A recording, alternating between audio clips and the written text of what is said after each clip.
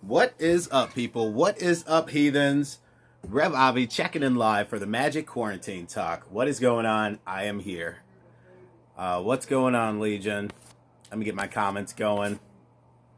Of course, I'm going to take a few minutes to give people a chance to get on here. Then we'll get started, like always.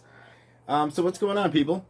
Tonight, I think that we're going to cover sort of the beginning context. Where do we begin? Okay, with this study, where does it start? What's the understanding that's needed in order to even engage the idea of magic? Let's start at the beginning. Okay, so let's reverse this all. I know I've done a lot of quarantine talks at this point, talking about magic. I've done like over 100 lives at this point, maybe over 150. But my point is we're gonna go back to the beginning. Okay, so I'm gonna give people a chance to get on here, and then we'll get started. Okay. What's up? I think that is Susie. I cannot tell. But yeah, hit the like button, guys. Drop a comment. Tag your friends if you if you have friends that are in the group and stuff like that. If you're watching this on YouTube, please hit the thumbs up, subscribe, guys. Go to the website, check us out, demonism.org. Okay. So yeah, I'll take just a couple minutes. Let me have a smoke, and then we'll jump this whole thing off.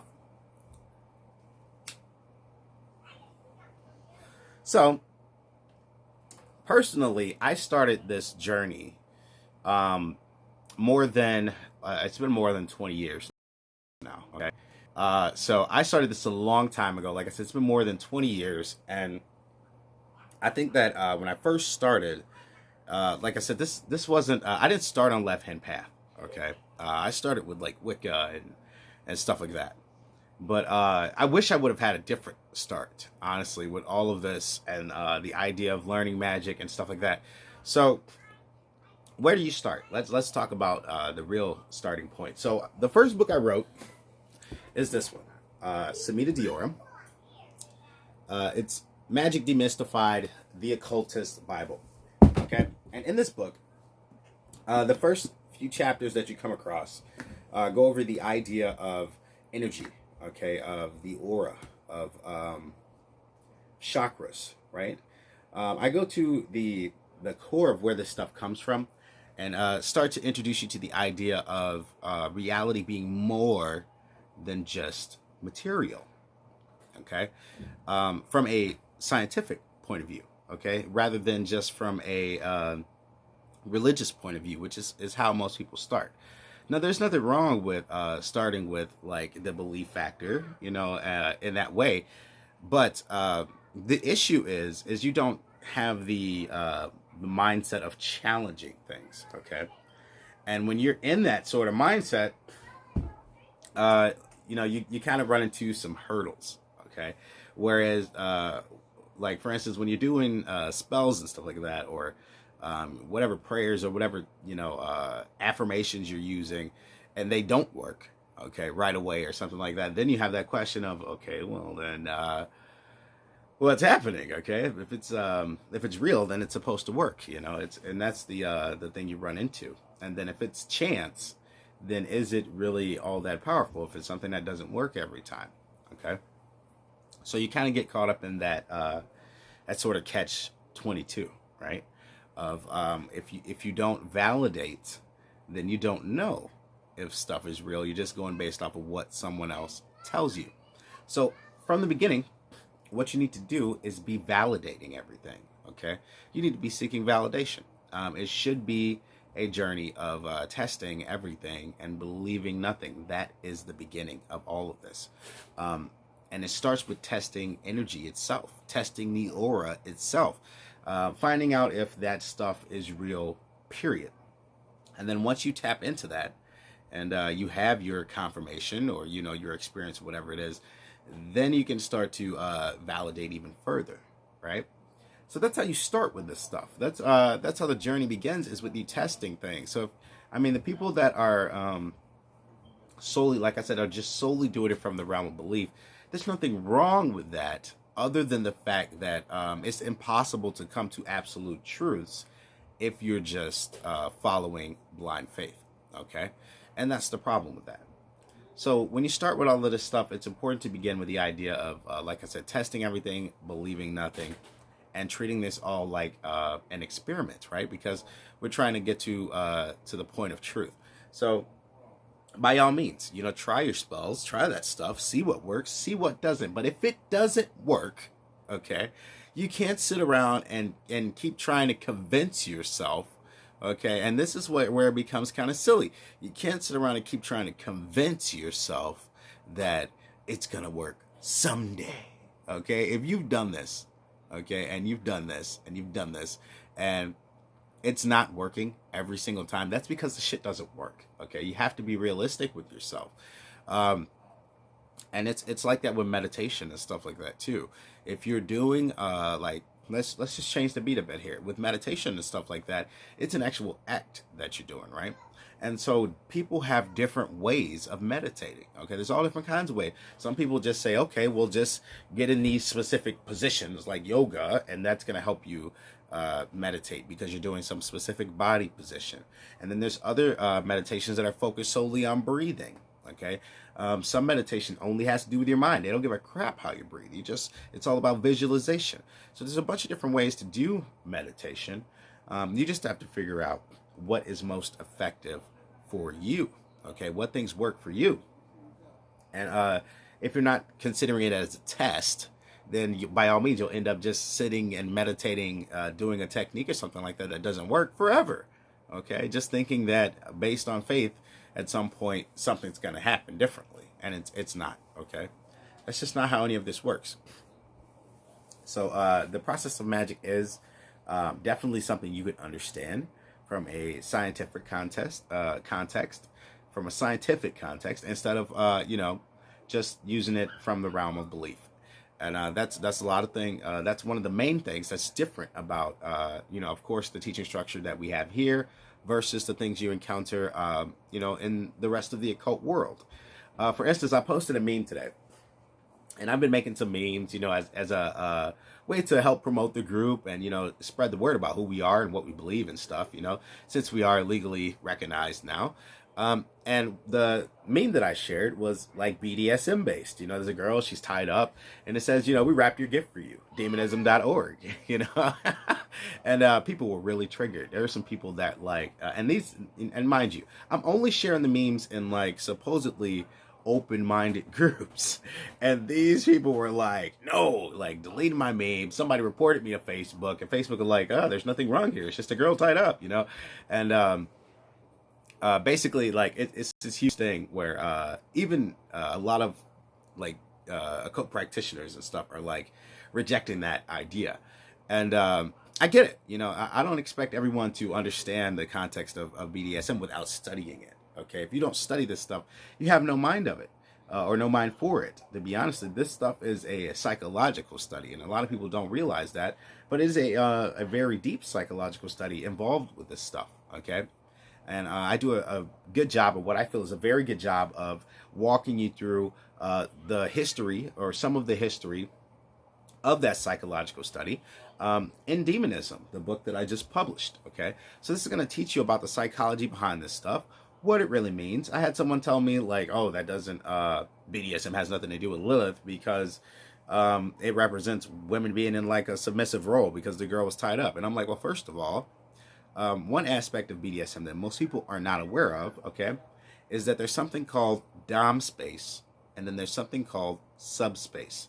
These are mental spaces that a person gets into by assuming the roles of BDSM.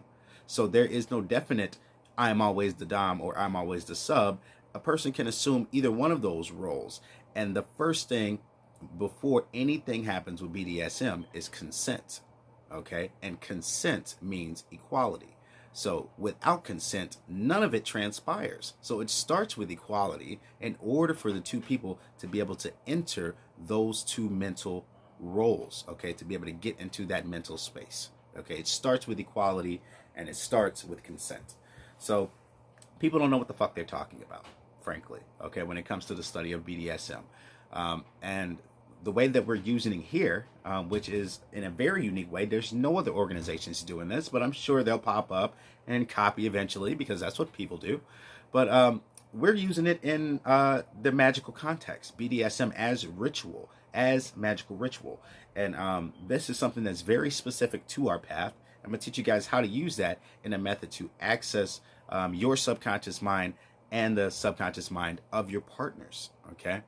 So I literally just shared an experience that me and my wife had unexpectedly doing this exact stuff. So there's going to be people out there that are practicing this stuff and mind melding just like we did and having unexplainable shit happen. They're gonna jump back on here like, look, I've tried everything else, but this, okay, this works for me. And that's the important thing, okay, is to find out what works for you. This path isn't for everyone. I keep explaining that. I'm not here to adhere to everyone. I understand there's going to be people that don't agree, disagree, or whatever. I'm not here to cater to everyone, but there are some people that are going to find great value in the things that we teach, okay? So with that said, I can't really see who's on here. I think my comments are really, really lagging. So if you could type a comment or say hi or something just so I can see if it kicks in, that would be great. Because I'm only seeing a couple of people, and I have not seen a single comment. I know somebody said something at this point. So, I would like to open up for some questions, but I don't know if my comments are keeping up, so I will keep it rolling if they don't pop up in a couple seconds here. So, Samhita, let's get back to Samhita. So, Samhita is the introduction for the new occultist, right? This is 420 some odd pages. And this book is going to walk you through the stuff you need to know to start practicing as far as energy work goes, as far as understanding the chakras and what that stuff is, right? Then it's going to take you into the understanding of symbolism, sigils, spell casting, how to write spells, okay? What is a trance? We talk about what a trance is in here. What is an altered state of consciousness? And once you understand what an altered state of consciousness is, and how to evoke it in yourself and in someone else, because that's also in here. Once you solidify the fact that you can evoke it, okay, then we go into the high ceremonial magic, which you get all 72 demons from the Goetia in here, and I walk you through how to conjure them in a way, again, that is 100% unique to our path, which is using our pyramid ritual structure, okay? This is something that I haven't seen, again, anywhere else. People will copy it eventually, I'm sure. Some of them had my book. I've seen people steal it and give away PDFs, which is why they're only available in print now. But yeah, we have a very unique way of conjuring and practicing here in demonism. Okay, what's up, Steven? So I am seeing some people jump in, some people jump out, and that sort of thing. But I wanted to take the time to go back to the beginning because I see some new members showing up here and stuff like that. I understand not everybody's in the same at the same level of their journey, so I don't want to always be talking about advanced techniques that people may not understand, or experiences people may not understand. I want to make sure that I'm catering to everyone. Like, for instance, someone I saw just got a copy of the Satanic Bible. I don't know if they just got it for the first time, but I saw that book many, many years ago, and it's awesome. I don't know if that's like your first peek into the idea of like atheistic left-hand path practice, but it's a great book. The truth is I went through the atheist phase. You go through phases in life, I went through the atheist phase. I went through the stuff, and you go through different phases. You go through different phases in life, and the thing about being atheist is it only lasts up until you actually have a genuine spiritual experience, right? And that's what we were talking about on the last live with Bran. Is like some people will go towards the atheist route, like, well, you know what, I just fuck it, I don't believe in nothing's real. And then you get in connect with the spirit, and it's like, okay, that was fucking bizarre. Okay, it's not a dream, especially when it's something that happens when you're awake. It's not a dream, right? That's when it kicks in. You're like, okay, now I believe in spiritual stuff. Now I know that there's something else going on, whether it's spirits or psychic stuff or something. There's something else going on. And that's the point you got to get to in order to start really engaging in the practice, right? You have to have knowing. It can't just be believing. Belief has to turn into knowing, okay? You have to reach knowing. It's one thing to have a theology or an idea or something like that. All of that stuff is great. Mythologies, all that stuff is great. You have to make it to the realm of knowing in order to have true magical power. I hope that makes sense. Okay. So I'm going to be posting another blog today. I added to the previous blog that included some of my beliefs about stuff.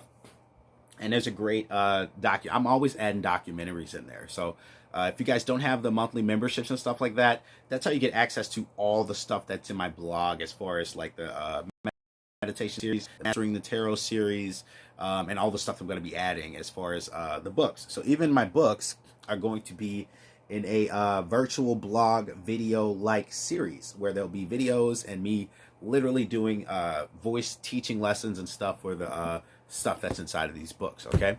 Because some of it, even though you can read the text, you need to hear the characteristics of my voice. You need to understand the way to deliver the various vocal contexts, okay, in order to make things occur, especially when you're working with other people. It's one thing to try to meditate and, like get yourself into a certain state of mind. It's different when you're working with people, especially out in the public, okay? So you need to have a direct sort of, course on how to do this, how to use your voice, how to talk to people, how to engage them, okay? Hope this makes sense. It also comes into play when you get to the more advanced stuff, like I'm teaching the demonism with the BDSM and stuff like that. So demonism is the advanced book. Samhita is very, very beginner-based when it comes to the trance stuff, okay? So by the time you get to demonism, you should already have a good understanding of how to apply and work with the idea of trance and mesmerism and all the different techniques that I teach here, okay? So with that said, guys, I've been on for about 20 minutes. I am seeing some comments. Drop your questions in there. Drop them if you got them. So, Stephen, you're a little late, but we're talking about where to start, right? Where to begin on the left-hand path with all of this. And, I was just making some great points about how you got to do it as a study, right? It's got to be an experiment to see what works, right? And that's with anything. With the tarot and reading the tarot and stuff like that, no one starts out as a great tarot reader. Okay, most people start out reading tarot with their little fucking tiny booklet that comes with their deck, and they sit around like they know what they're doing, and they pull a card, and then they look in the book. Okay, while they sit with somebody that's paid for a tarot reading. I've seen people do this. They sit around and look in the book, and pull a card, and look in the book, and I'm like, wow, if you're going to, at least have someone that's, if you're going to have someone that's paying for something, you should at least know what the cards mean, I mean, that's just being realistic there. I've been reading tarot for many, many years. It's always about the sitter. It's always about them. So you need to know, like, you should have a basic understanding of the cards, right? And with stuff like that, it's like there's psychology behind that, even that, okay? So there's a series on that on the website as well. There's a series on all different kinds of stuff. I'm going to be adding a bunch of stuff there. We're in our infancy right now, guys. So if you haven't signed up, grab a membership. Demonism.org. Sign up, okay? It's going to be awesome. So cool. I'm not seeing any questions. So we just keep it rolling on. So starting out, like I said from the beginning, do it as a test. Try your tarot stuff on people.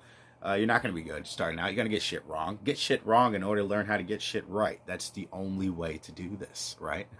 It's the only way. If you want to develop your psychic powers, then you have to eventually walk up to someone and try to tell them what you're thinking in your head and see if you're right. I hope that makes sense. Okay?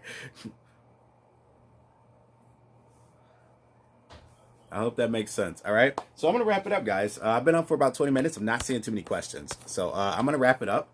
I hope that was helpful. Like I said, I want to make sure that for the new members here, you guys can start to see what we're all about. We try to keep everything realistic here. Superstition and all of that stuff, I kind of bash it down here. Even though mythology and theology, all this stuff has a place, right, in this study, I really, really push people away from superstition and towards skepticism in order to reach the truth, right? So with that said, much, much love, guys, and I will see you guys in the next one.